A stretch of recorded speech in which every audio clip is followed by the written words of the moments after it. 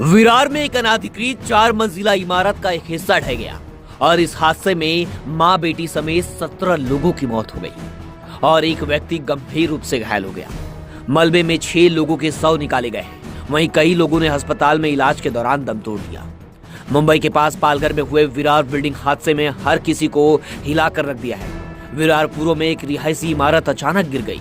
हादसे में अब तक 17 लोगों का बॉडी मलबे में से निकाला जा चुका है। हादसा रमाबाई अपार्टमेंट का एक हिस्सा गिरने के बाद हुआ। अभी भी रेस्क्यू कार्य जारी है। मौके पर एनडीआरएफ, महानगर पालिका, फायर ब्रिगेड की टीमें मौजूद हैं। मलबे में और लोगों के निकलने की आशंका है। जब यह हादसा हुआ तब इमारत की 4थी मंजिल पर जन्मदिन की पार्टी चल रही थी। एक बच्ची का पहला जन्मदिन था।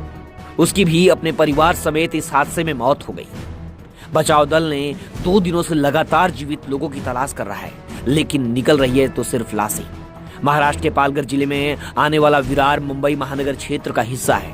यहाँ हाल बीते वर्षों से इमारत गिरने की कई घटनाएं हुई हैं। इमारतों की निर्माण गुणवत्ता और सुरक्षा पर सवाल उठ रहे हैं। इस घटना के बाद पुलिस ने इमारत बनाने वाले बिल्डर को भी गिरफ्तार कर लिया है। इस इमारत की 4थी मंजिल पर जोविल परिवार रहता था। 25 साल की ओमकार और 23 साल का आरोही बहुत खुश थे। उनकी बेटी का उत्कर्षा जोविल का पहला जन्मदिन था। ओमकार और आरोही ने बेटी के पहले बर्थडे को यादगार बनाने के लिए घर पर पार्टी रखी थी। रिश्तेदार और दोस्त एकत्र हुए थे।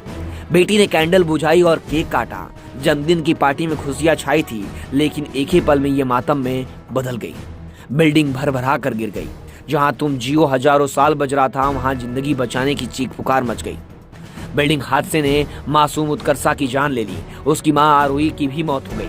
पिता की तलाश अभी भी मलबे में जारी है। सूत्रों की माने तो ओमकार के भी जिंदा बचने की गुंजाइश अब नहीं है। मुंबई और पालघर की एनडीआरएफ की टीमें मलबे में रेस्क्यू कार्य कर रही हैं। एनडीआरएफ की डिप्टी कमांडर प्रमोद सिंह ने कहा कि जब हम आधी रात के आसपास पहुंचे तो हमने मलबे से 4 लोगों को निकाला, जिनमें से एक छोटी बच्ची थी। यह वही बच्ची थी जिसका बर्थडे था। मलबे से उसकी मां को भी निकाला गया। उसकी सांसें चल रही थी, लेकिन अस्पताल पहुंचने तक उन्होंने भी दम तोड़ दिया। इसके अलावा 13 और लोगों के शव निकाले गए हैं। रेस्क्यू के काम के लिए आसपास की इमारतों को खाली करा लिया गया है। भारी मशीनरी लाई गई है।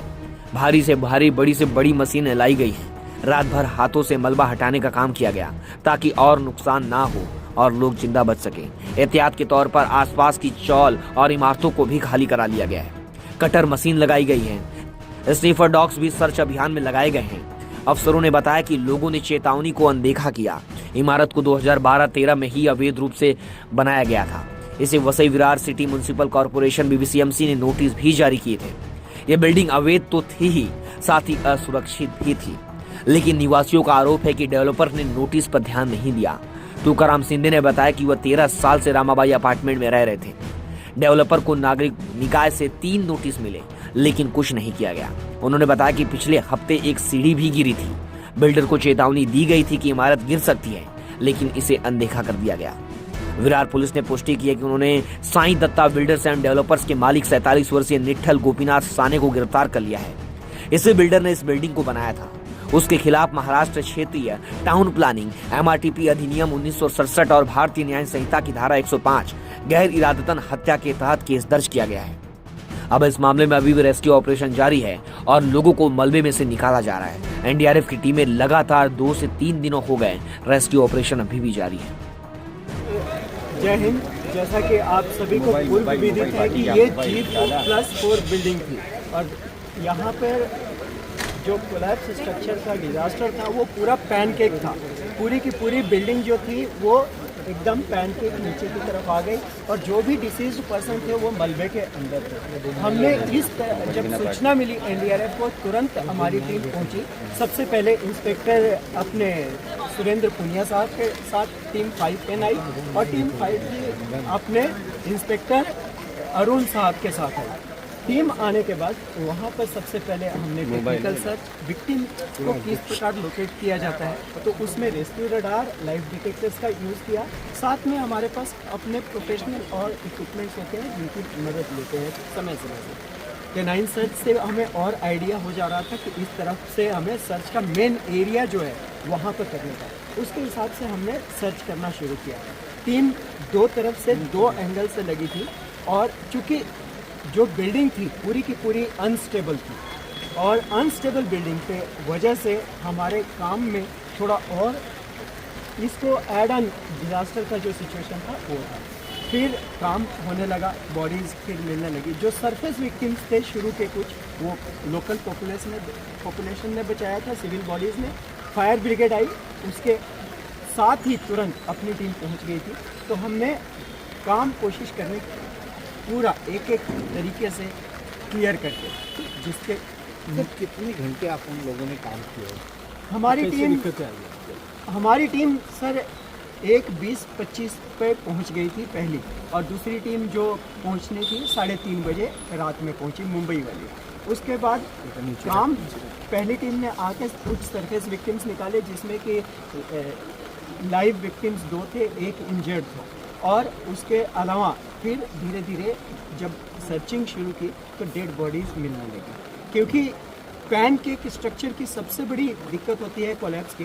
पैनकेक कोलैप्स में पूरा का पूरा नीचे तो आपको वॉइड स्पेसेस नहीं मिलते हैं जिसमें कि विक्टिम के बचने के। फिर भी हमें बहुत अंदेशा था कि कहीं ना कहीं कोई ऐसा पिलर कॉलम होगा जहाँ पर कि थोड़ा सा चांस है, इसलिए हमने प्रोसेस से किया। ये नहीं कि तुरंत जेसीबी का यूज़ कर देना। ये 2-3 जगह हमें जब नीचे 8 फीट नीचे तक गए, लगभग फर्स्ट फ्लोर का जितना हाइट तक मतलब नीचे जाना, उस समय हमें बॉडीज़ जब मिलनी शुरू हुई तो डाउटफुल रहा, तो हमने स्वयं की मदद ली। उसने इंडिकेट किया कि इस तरह, तो उसमें हमें मदद मिली। लड़कों ने अच्छे से, जितने थे रेस्क्यूअर्स, बहुत बढ़िया काम किया। और सबसे अच्छी बात रही इसमें कि हमारे कमांडेंट महोदय श्री संतोष बहादुर सिंह, द्वितीय कमान अधिकारी श्री दीपक तिवारी, प्रमोद सर तो सारे टाइम यहाँ प्रेजेंट ही थे, उप कमांडेंट, और हमारी टीम पूरी प्रेजेंट। तो जो नहीं भी थे और head quarter ops branch, DIG ops, फिलहाल अभी डीजी एनडीआरएफ, सभी वीडियो कॉल पे और गाइडेंस और हमें गाइड कर रहे थे। एनडीआरएफ की अभी और होने वाली है, देखिए स्टेट एडमिनिस्ट्रेशन का ये टेक होता है। हमारे तरफ से हमारी ये कोशिश रहती है कि जब तक लास्ट विक्टिम हम नहीं कर ले, हमारे तरफ से ऑप्स किसी भी कंडीशन में हम क्लोज नहीं करते। हम काम करते रहते हैं। हमें जब उनके डाटा वो जब संतुष्ट हो जाते हैं ऑप्स के द्वारा, उनका टेक होता है कि किस तरीके से आगे फर्दर कोर्स ऑफ एक्शन क्या होगा।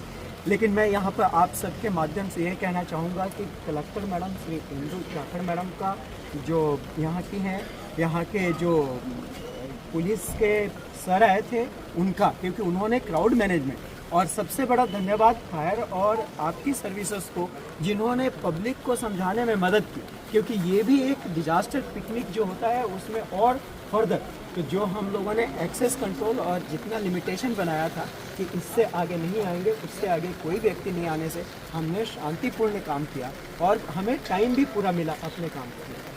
साथ में हमारे रेस्क्यूअर्स को किस तरह से डिग्निफाइड तरीके से बॉडी को रिकवर करना है वो तरीका से काम किया।